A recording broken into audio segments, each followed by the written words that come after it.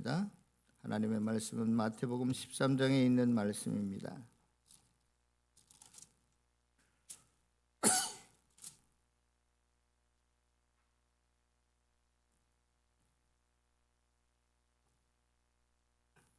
제가 먼저 24절에서부터 30절까지인데요. 제가 먼저 읽겠습니다. 예수께서 또 다른 비유를 들어서 그들에게 말씀하셨다.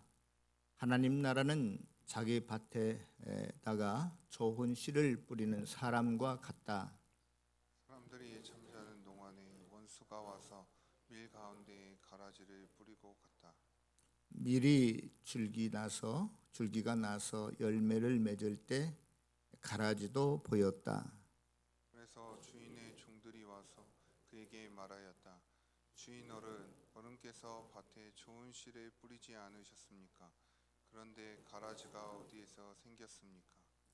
주인이 종들에게 말하기를 원수가 그렇게 하였구나 하였다. 종들이 주인에게 말하기를 그러면 우리가 가서 그것들을 뽑아 버릴까요 하였다. 그러나 주인은 이렇게 대답하였다. 아니다. 가라지를 뽑다가 가라지와 함께 밀까지 뽑으면 어떻게 하겠느냐? 다 같이 읽겠습니다. 시작. 추수 때까지 둘 다 함께 자라도록 내버려 두어라. 추수 때엔 내가 추수꾼에게 먼저 가라지를 뽑아 단으로 묶어서 불태워 버리고 밀은 내 곳간에 거두어 드리라 하겠다. 아멘. 저는 지난 주일에 VIP 세 분에게 복음을 증거할 특권을 누렸습니다. 그리고 그 세 분이 저와 함께 예수님을 영접하는 기도를 드렸습니다. 할렐루야. 이것은 하나님의 역사이고 하나님의 은혜인 줄로 압니다. 그래서 제가 그 세 분에게 VIP들에게 복음을 증거하면서 기독교의 중요한 교리 몇 가지를 말씀드리는 중에 그 중에 한 가지가 있다면 무엇이냐면 인간의 삶은 이 세상의 삶이 전부가 아니라 이 세상 끝나고 죽음 후에 또 다른 세상, 세계가 있다는 것을 말씀을 드렸습니다. 그러나 대부분의 사람들은, 모든 인간들은 다 죽기 때문에 나도 때를 따라서 죽을 뿐이라고 생각합니다. 그래서 이 후의 세계, 죽음 후의 세계는 관심도 없습니다. 왜냐하면 내가 지금 현재 살아가는 것도 바쁘고 힘든데 아침에 피곤한 중에 눈 떠서 일어나서 직장에 가고 학교에 가서 일하고 집에 돌아와서 설거지하고 청소하고 애들 키우고 눈꽃 뜰 새가 없습니다. 그래서 죽음 현재의 일도 생각하지 못하는데 죽음 이후의 일까지 걱정하며 살 필요가 없다는 것이죠. 잠잘 틈도 없는데 이렇게 현실의 삶이 힘들고 바쁘게 돌아가는데 관심이 없다는 것입니다. 대부분의 사람들은 죽음 이후에 대해서 어떠한 사람도 거기 다녀온 사람도 없을 뿐더러 또 과학적인 방법으로도 증명이 안 되니 그것은 쓸데없는 일이다, 허망한 일이다, 한가한 사람들이나 생각해 볼 일이고 또 종교적 맹신주의자들이나 하는 말이다, 이렇게 치부하는 것 같아요. 여러분, 인간과 동물이 다른 점 한 가지가 있다면 뭐냐면 성경에 의하면 하나님께서 인간을 창조하실 때 흙으로 만드셨습니다. 하나님의 형상으로 만들고 그 코에 후 하고 생기를 불어넣으셔서 휴먼 빙, 살아있는 인간 존재가 되게 하셨어요. 그래서 크게 인간은 두 가지 요소로 구성되어 있습니다.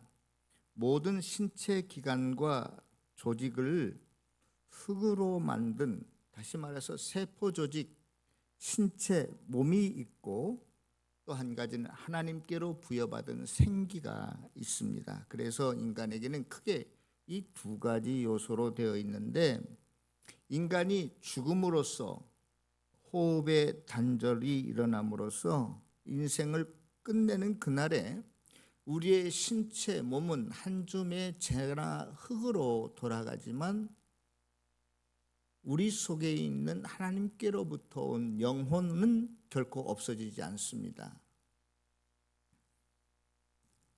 그래서 고대 사회에서부터 보면 하나님을 모르는 사람들이라 할지라도 이 망자, 죽은 사람에 대한 장례 문화를 살펴보면 꼭 살아있는 사람을 대하듯이 합니다. 여러분들이 잘 아시는 것처럼 이집트에 가면 애굽의 이집트의 왕들의 무덤인 피라미드가 있는데, 그 피라미드는 죽은 사람을 위한 묘잖아요. 그런데 그 안을 파고 들어가면 왕궁 못지않은 축소판이 그대로 있어요. 침실도 있고 컵도 있고 그릇도 있고 책도 있고, 심지어는 순장 제도라고 해서 살아있는 종들을 함께 묻습니다. 비록 몸은 활동하지 못하지만 그 몸속에서 빠져나온 영혼들이 그 안에서 생활하고 있다라고 느껴지기 때문에 그 영혼들을 돌보라는 의미에서 살아있는, 좀 비인간적인 건 하지만 살아있는 사람 종들을 함께 묻어두었어요. 여러분, 우리나라에도 비슷한 속담이 있는 것 같아요.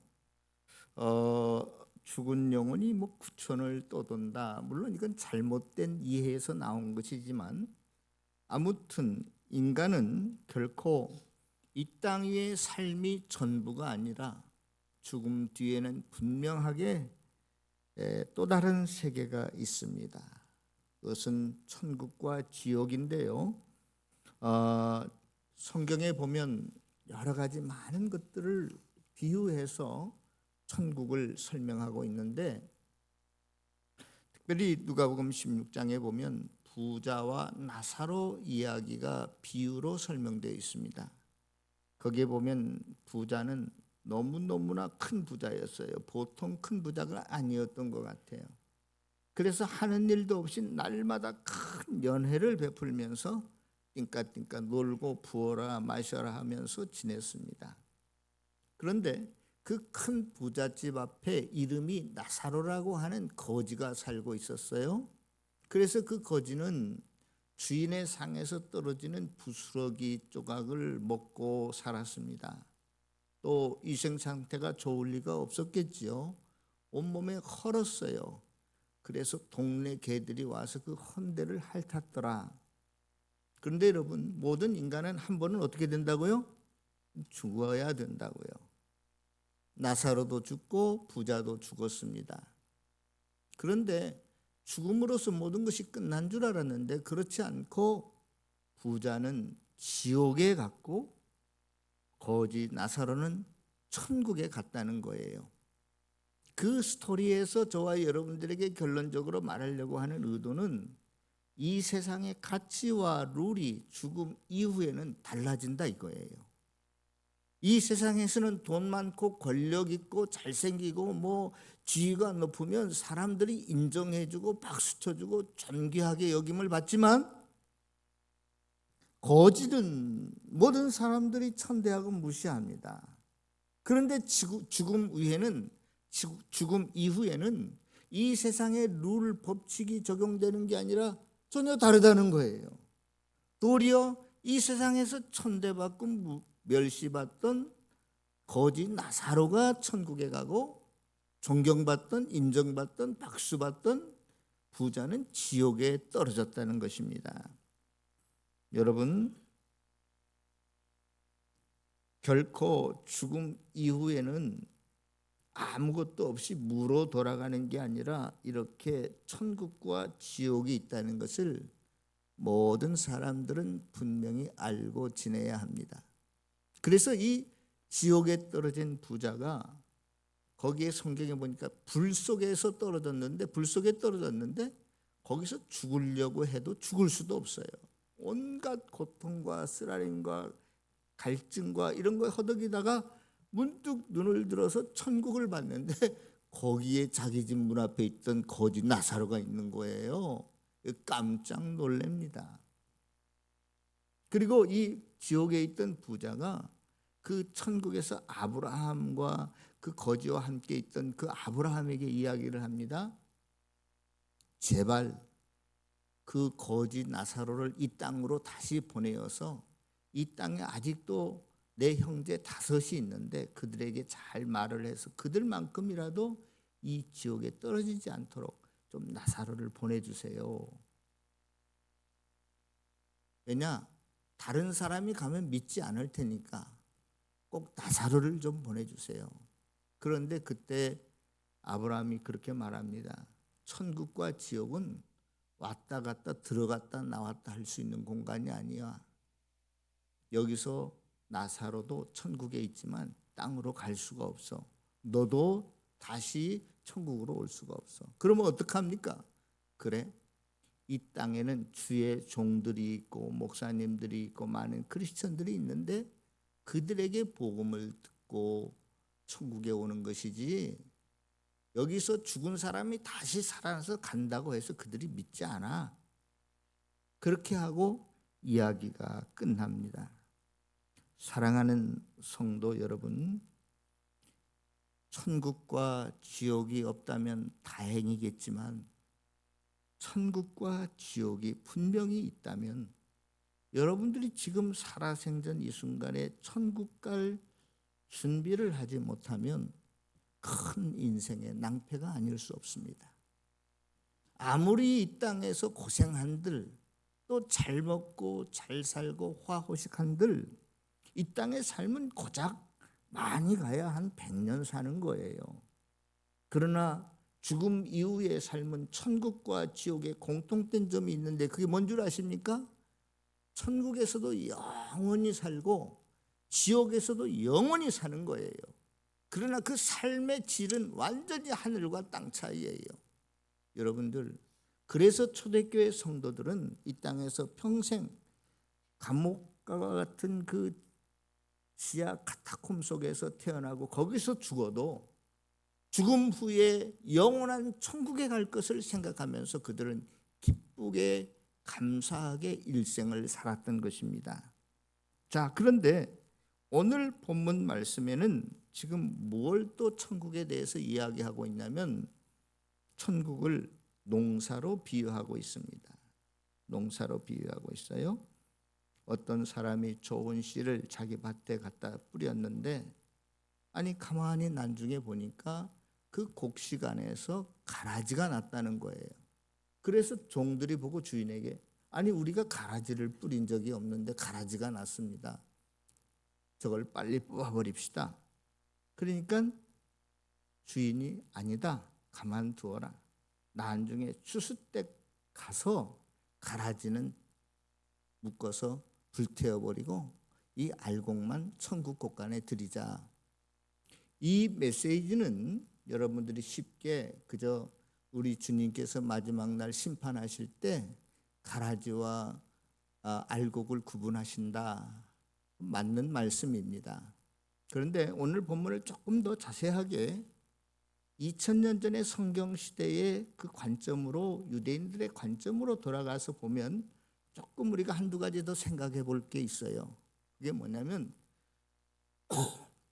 보통 원수라고 하는 것은 나에게 경제적인 또 여러 가지 물리적인 신체적인 해를 입힌 사람을 원수라고 말할 수 있어요. 그런데 히브리인들에게 있어서 원수, 특별히 농부에게 있어서의 원수는 무엇을 의미하냐면 히브리인들은 예나 지금이나 무엇을 그들의 공동체 안에서 가장 소중하게 여기냐면 명예와 수치예요. 명예와 수치. 그런데 원수들이 이 사람에게 경제적인 어떠한 육체적인 힘듦과 어려움을 입히려고 한다면 가라지 말고 저는 다른 방법으로도 얼마든지 더 큰 손해를 입히고 더 괴롭힘을 받게 할 수 있어요. 그렇잖아요? 예. 그런데 이 원수가 왜 가라지만 뿌렸을까? 바로 유대 사회에서 가장 중요하게 여기는 명예에 걸려 있는 문제이기 때문에 그래요. 제가 시골 무지렁이 출신 집안에서 태어났는데 농부의 아들인데요. 지금도 마찬가지. 그 시골 살려면 어떻게 해야 된다라고 말하냐면 부지런해야 된다라고 한결같이 말해요. 아니 돌아서면 또다시 풀이 나 있다는 거예요. 뽑고 돌아서면 또다시 풀이 나 있다는 거예요. 그런데 풀 뽑는 것만 그런 거 아닙니다. 제가 시골에서 어릴 때 자랄 때 보니까 아버님이 일찍 일어나서 마당도 쓸고 골목에 풀도 뽑고 실은 그 집 앞에까지 나가서 다 겨울에 오면 눈도 치우고 그래요. 집안일만 하는 게 아니라 그렇게 농부로서의 삶을 살아가려면 할 일이 굉장히 많은 거예요. 그래서 게으르다 한번 낙인 찍히면요, 사람들이 잘 상대도 안 해주고 뒤에서 흉보고 그러잖아요. 유대 사회도 비슷합니다. 아니 자기 밭에 밀보리를 뿌렸는데 가라지가 났으면 빨리 가서 뽑아줘야 되죠. 그걸 그대로 놔두면 지나가는 사람 저 밭 넌 주인은 누구야? 얼마나 게으르 터졌으면 저렇게 놔두었을까? 욕하고 지나가는 거예요. 그래서 이 농부도 그러한 욕을 얼마든지 먹을 수 있어요. 돈 몇 푼 잃는 것보다도 그러한 게으른 사람으로서, 농부로서 게으른 사람이라는 낙인이 찍혀지면 평생 불명예 속에서 지내야 돼요. 그런데 이 주인은 그러한 불명예를 내가 안고 살지 못하면 그냥 둬. 그리고 마지막 때 심판할 거야. 이 말씀은 심판에도 방점이 있지만 중요한 것은 물론 그 안에 들어있는 사상이기도 하지만 우리 주님께서는 저와 여러분들을 구원하신 다음에 끝까지 보호하시고 지키시고 책임지시고 사랑하신다는 게 굉장히 핵심이에요. 이 비유의 핵심은. 우리 주님은 내가 불명예를 안고서라도 너희들을 지키시겠다는 거예요. 내가 너희들을 끝까지 사랑하고 복주시겠다는 거예요. 할렐루야. 사랑하는 성도 여러분, 그렇다면 저와 여러분들은 이러한 주님의 극진한 사랑이 바로 십자가 위에서 온갖 수치를 당하시고 저와 여러분들을 위해서 돌아가시고 살리셔서 생명을 주신 거 아닙니까? 또 한편으로는 그래서 우리가 인생의 목표를 항상 어디에 두고 누구를 사랑하면서 살아가야 된다고요?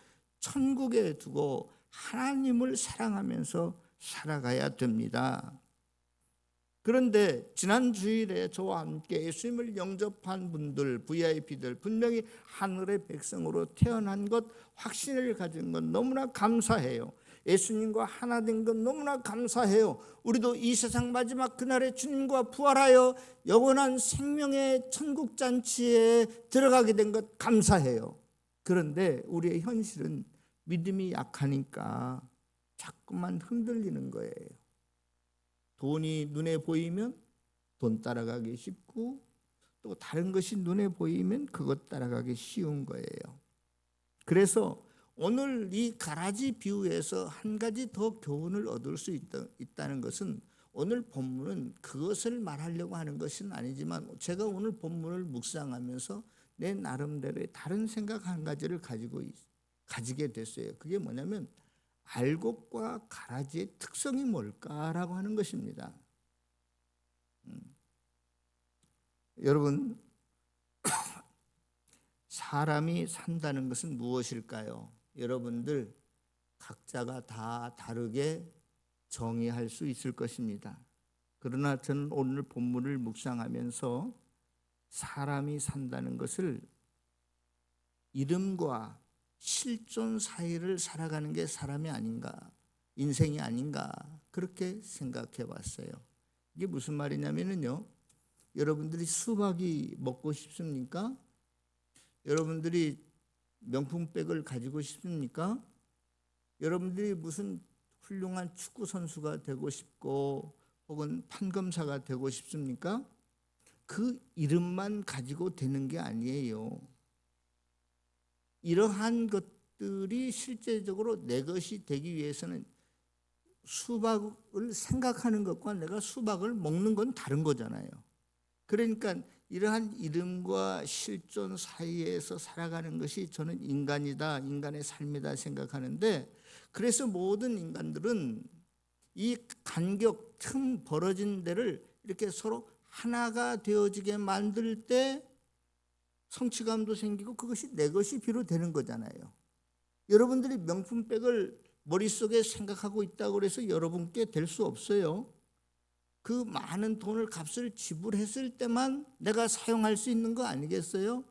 그렇기 때문에 인생은 이 이름과 실존 사이에 그 탁 벌어진 간격 틈을 좁히려고 하는 것입니다.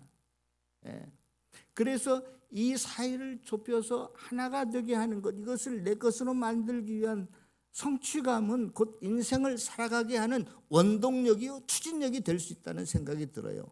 모든 인생들은 악인이나 선인이나 이러한 인생의 어떠한 그 그리움에 대한 자기 소망에 대한 어떠한 욕구에 대한 그 추진력이 없이는 인생을 살아갈 수가 없는 것이죠.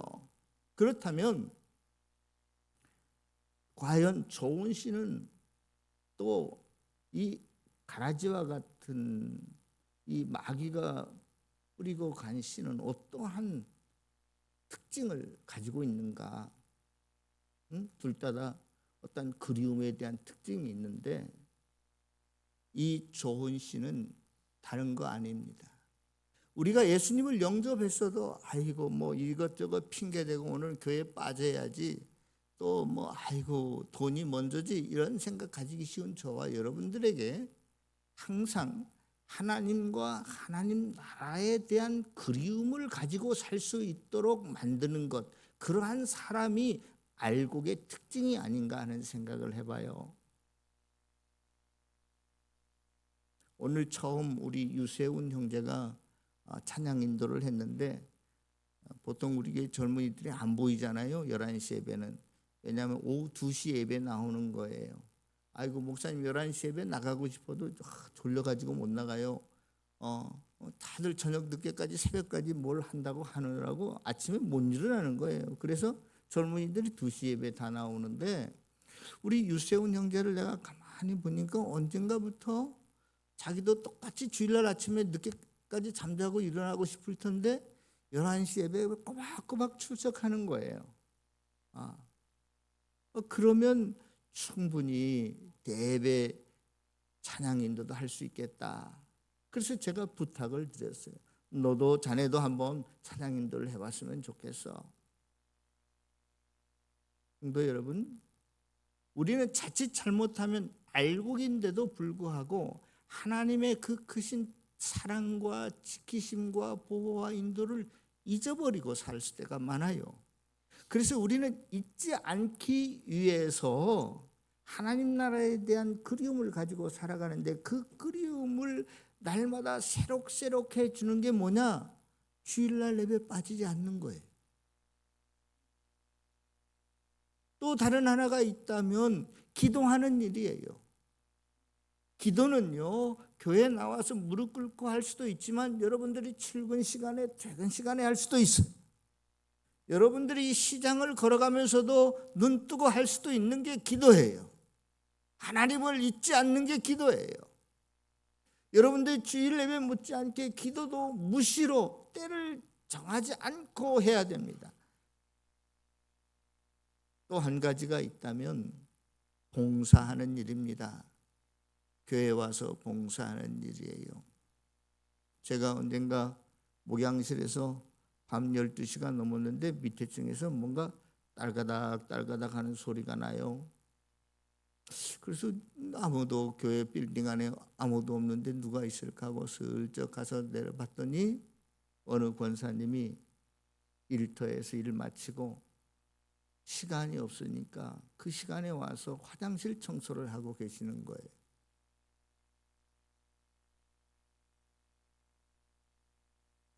아무 티 내지 않고 묵묵하게 그렇게 봉사하는 것, 하나님을 잊지 않는 삶입니다. 저부터가 여러분들이 저를 인정해주고 박수 쳐줄 때 굉장히 흥이 나요. 알아주지 않으면 금방 시들어버리고 맙니다. 그러나 하나님을 끊임없이 잊지 아니하고 하나님께 대한 사랑과 그리움을 가지고 살아가는 사람은 누가 인정해 주든지 안 해주든지 상관이 없어요. 여러분들이 주를 위해서, 교회를 위해서 끊임없이 봉사하는 사람들 되시기를 축원합니다. 또 다른 한 가지가 있다면 영혼 구원하는 일이에요. 전도하는 일입니다. 전도하는 순간에도 주님을 잃어버릴 수가 없잖아요. 주님에 대한 간증과 주님에 대한 이야기를 하는 시간이니까. 여러분, 우리가 이 교회가 있는 존재 목적이 뭐라고요? 영혼 구원하여 제자 삼는 사역을 감당하기 위해서 교회가 있잖아요. 우리 목장이 있는 존재 목적이 뭐예요? 영혼 구원하기 위한 거예요. 저와 여러분들의 가정의 존재 목적이 뭡니까? 영혼 구원하기 위한 거예요. 저와 여러분들 개인도 마찬가지고 여러분들의 직장이나 학교 생활 속에서도 우리가 그 학교 생활을, 교회 생활을 하는 목적은 영혼 구원에 있어야 된다라고 믿습니다. 그래야 하나님께서 그 일에 축복하십니다.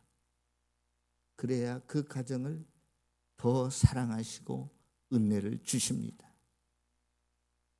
그 VIP의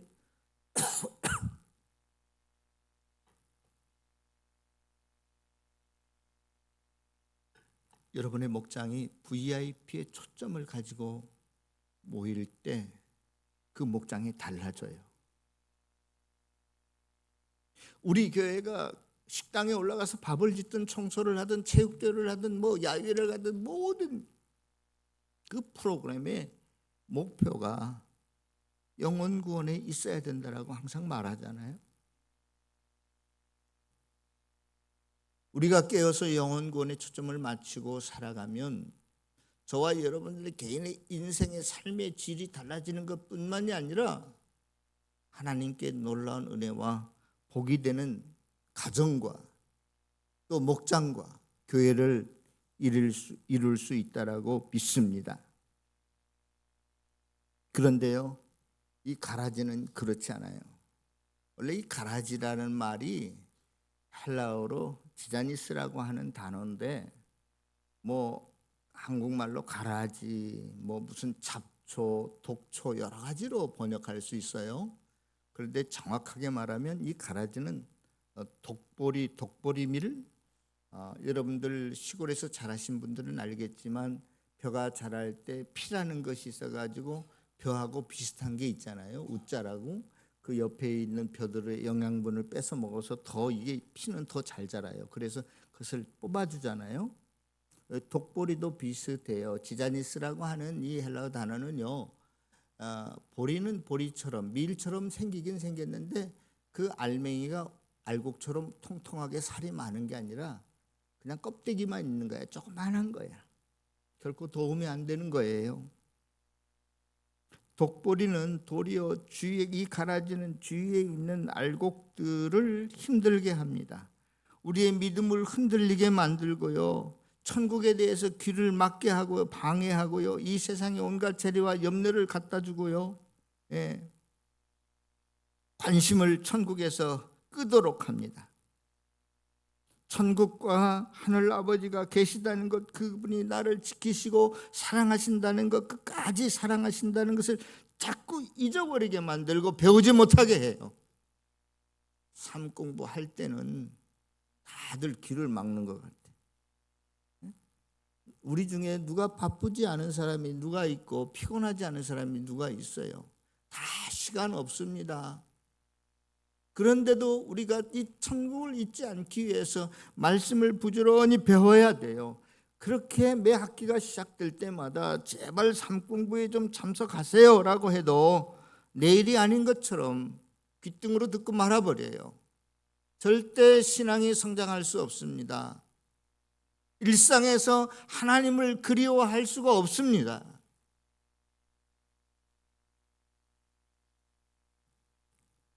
일상에서 매일매일 여러분 사랑하는 사람들끼리 헤어지면 곧 뒤돌아서서 보고 싶잖아요. 그것처럼 저와 여러분들이 하나님을 일상에서 잊지 않고 날마다 그리워하면서 그리움으로 가득 채우고, 그래서 예배에도 빠지지 않냐고 말씀 공부도 잘 참석하고 기도하고 봉사하시게 되면, 전도하시게 되면 그때부터 하나님이 저 위에 계신 분이 아니라 내 안에 진짜 들어와서 나와 함께 하심을 실감할 수 있고 체험할 수 있고 느낄 수가 있게 되는 거예요. 저와 여러분들이 앞으로 무슨 일을 어디에서 하든지 그러한 하나님의 역사하심을 느끼며 체험하며 살아갈 수 있기를 바랍니다. 하나님의 능력으로 치유가, 역사가 일어나고 그런 것들을 경험하고, 그래서 내 삶이 어떠한 형편에 놓여 있든지 항상 기뻐하고 감사하는 삶을, 행복한 삶을 살아가는 저와 여러분들이 다 되시기를 다시 한번 주님의 이름으로 축원합니다. 내 영혼이 잠잠히 하나님만 바라며 나의 구원이 그에게서 나오는도다. 내 영혼아 잠잠히 하나님만 바라라. 내 소망과 내 기쁨과 내 삶의 원동력이 주님에게서 나오고, 하나님의 놀라운 내 몸을 치료하시고 내 문제를 해결하시고 나를 은혜로 이끄시는 그 모든 것들이 주님께로부터 나오니까 이제는 어느 한순간 한 지점이 아니라 일상에서 매일매일 순간순간 주님을 느끼고 주님과 함께 이 세상을 동행하면서 살아갈 수 있는 귀하고 복된 성도들이 다 되시기를 다시 한번 주님의 이름으로 축원합니다. 기도하겠습니다.